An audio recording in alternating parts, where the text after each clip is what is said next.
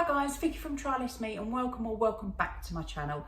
And in today's video I'm going to be showing you how to use quinoa, this tiny little grain that's packed full of protein. In fact, it's got double the amount of protein to rice.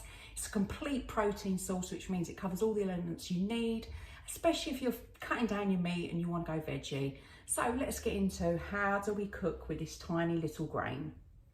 Step one is to wash the quinoa because it's got a coating on it, and if you don't wash that coating off, it can make the quinoa taste quite bitter.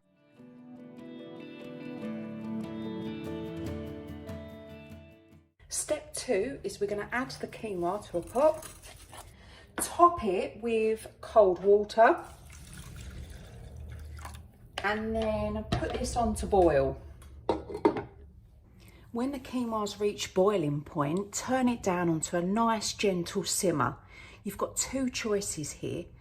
You can either add some vegetable stock in to make it savoury and have a bit of flavour. You can add herbs and spices, or some people like it savoury to go with their breakfast items. So you can add sweetener, or if you're not sure what you're going to be doing with it for your meal prep, leave it plain. Moment of truth, let's have a little look, zoom in a little bit. This has been cooking for 15 minutes, so it's still got a bit of bite. So now we're going to rinse it off for our meal preps.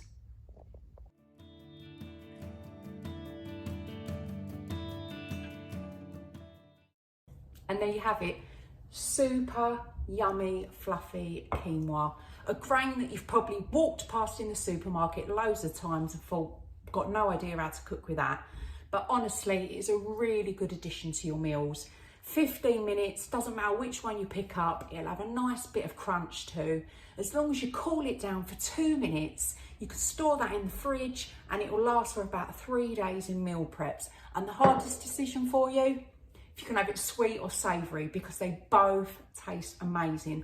I love it sweet with yogurt on top and fruit. It's just such a nice addition, just a change. So try that grain, give it a go.